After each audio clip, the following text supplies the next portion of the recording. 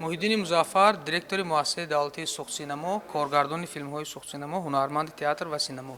Ҳадафи баргузор намудани нахустнамоиши филмҳои сухсинамо дар шаҳри Москав ин муаррифии синамои тоҷик дар Русия аст ва изҳори миннатдорӣ мекунам ба он нафароне ки барои ҳамин рӯз, барои ҳамин чорабинӣ баргузор гардиданаш воқеан ҳам сабаб буданд. Изҳори миннатдорӣ мекунам ба сафорати ҷумҳурии Тоҷикистон дар Русия, шахсан ба муҳтарам Имомуддин Сатторӣ. Изҳори миннатдорӣ мекунам ба раиси вилояти Суғд Раҷаббой Аҳмадзода, ки барои мо ин гуна имконият доданд, ки мо дар ин ҷо синамои тоҷикро муаррифӣ кунем.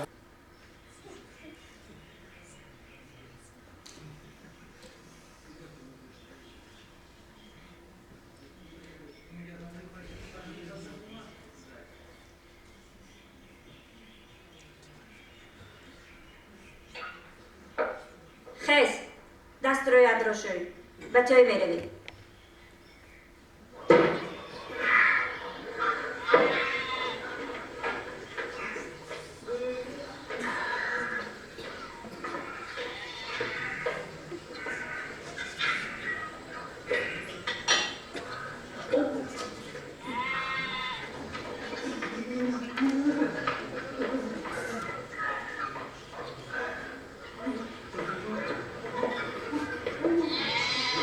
آنها به طریق سری ما هدیه کمد آورده بودن. صبح تا شام کار میکنم همه برای روزگار اما این سرزده تیار که ما رو سرموچ پایه به عالم سر بیاد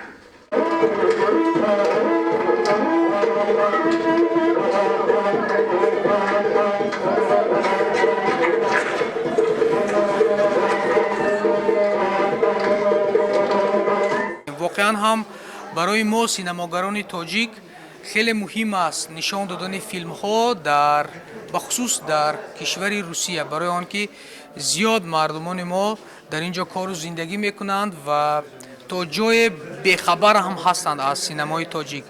Ва муассисаи давлатии сухсинамо ки тӯли 4 сол фаъолият мекунад, ин бори аввал аст ки дар шаҳри Москав филмҳояшро намоиш медиҳад. Фикр мекунам барои мардум воқеан ҳам як воқеаи аҷиб буд, барои мардум воқеан ҳам хуш буд ки синамои миллишонро дар ин ҷо тамошо мекунанд.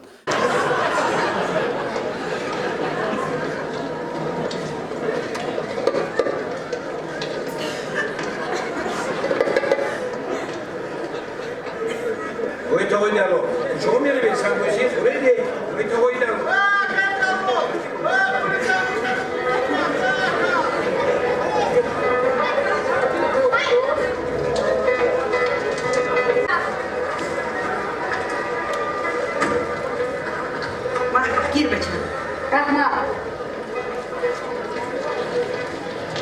چه معجزه است که میبینم سلام آقا پدرو. سلام بیره من خیلی خود را سیاه کردم. دیدم معلوم میشود که حالا هم خریمن کارایی است آره اینا کارم سبکتر خواهد شد.